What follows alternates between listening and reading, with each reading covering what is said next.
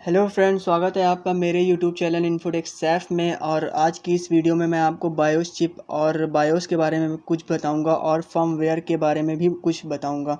और तो इससे पहले इस टॉपिक को डिस्कस करने से पहले अगर आपने मेरे चैनल को अभी तक सब्सक्राइब नहीं किया है तो प्लीज़ सब्सक्राइब कर लीजिए और बेल आइकन को भी हिट कर दीजिएगा ताकि आपको लेटेस्ट नोटिफिकेशन मिलती रहे। तो दोस्तों, आइए वीडियो को शुरू करते हैं। आप जैसा देख रहे होंगे मेरी लैपटॉप स्क्रीन पर कि मैंने बायोस चिप की इमेजेस कुछ आपके सामने रखी हुई हैं। तो दोस्तों, बायोस होता क्या है, एब्सोल्युटली बायोस को जान लेते हैं। बायोस होता क्या है, तो बायोस का काम क्या होता है दोस्तों। तो एक्चुअल में बायोस होता है दोस्तों, ये एक इसेंशियल सेट ऑफ प्रोग्राम्स होता है जो कि एक चिप में स्टोर होता है। मदरबोर्ड में एक चिप होती है, वो चिप ये होगी, मैं आपको दिखा देता हूँ।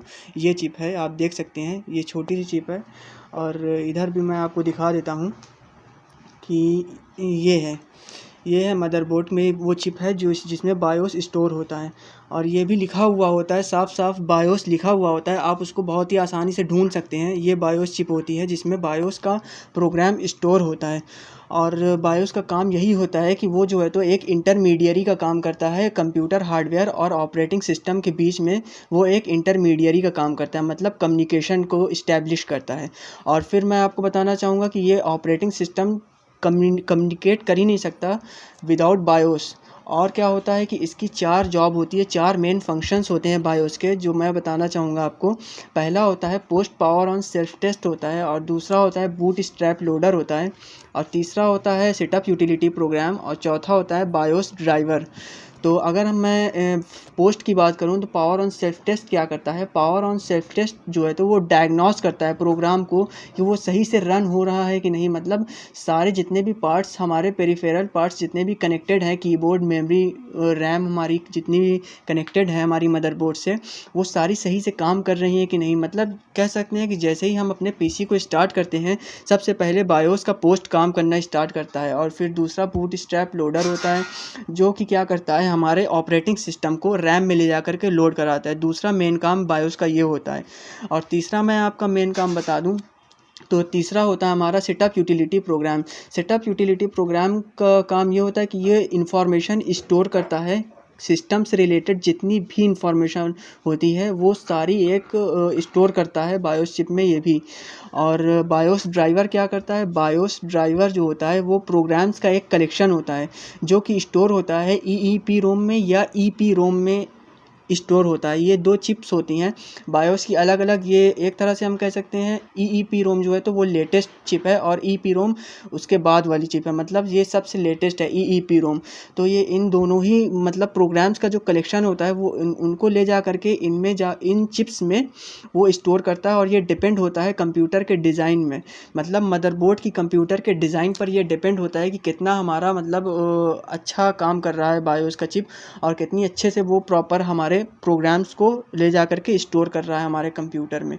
और दूसरी बात मैं आपको बता दूं फर्मवेयर के बारे में, अगर मैं बात करूं आपसे तो a program written to read only memory ROM of a computing device. मतलब एक प्रोग्राम है जो कि रीड ओनली मेमोरी, मतलब रोम में ही रिटन है, मतलब रोम में ही लिख दिया गया है। वो एक नॉन वोलेटाइल है, मतलब वो चेंज नहीं हो सकता है कभी भी।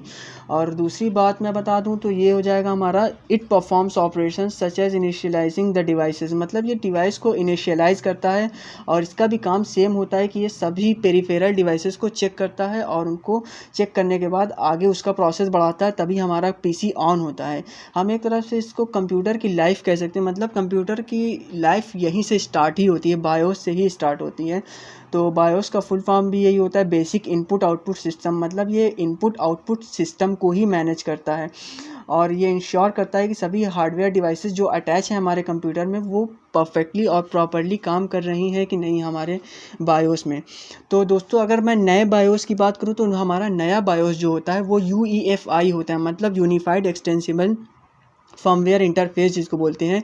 इसको हम एडवांस इंटरफेस स्टैंडर्ड भी बोलते हैं। ये हमारा ये काम दोनों का ही सेम होता है, लेकिन जो पुराना बायोस होता है हमारा दोस्तों, वो हमारा क्या करता है, वो एक नॉन सिक्योर बायोस भी कहलाता है।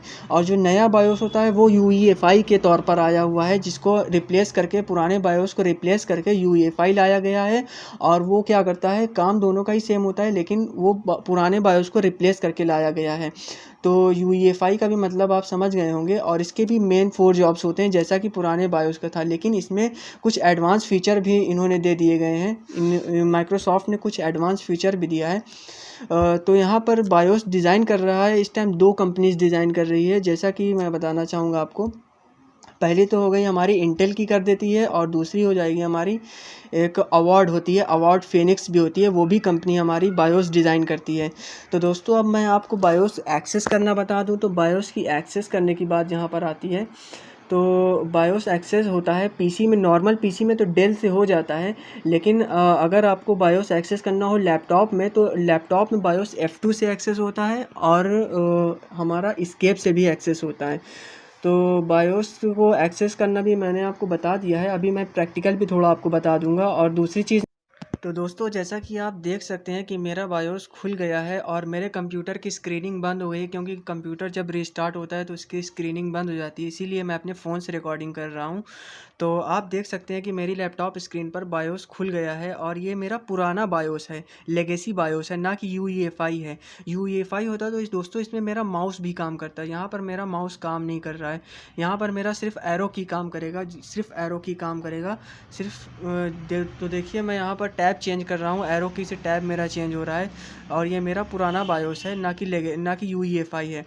तो यहाँ पर भी पूरी इन्फॉर्मेशन बायोस की और कंप्यूटर की ऑपरेटिंग सिस्टम्स पूरे कंप्यूटर की इन्फॉर्मेशन दे रहा है। और देख सकते हैं आप, जैसा कि ये कॉन्फ़िगरेशन की इन्फॉर्मेशन है, आप इसमें मतलब पूरी सेटिंग आप यहाँ से कर सकते हैं, पूरे बायोस की सेटिंग आप यहाँ से कर सकते हैं। सिक्योरिटी है, आप किसी भी तरह का पासवर्ड यहाँ पर लगाना चाहते हैं तो ये देखिए, set hard disk password, set supervisor password.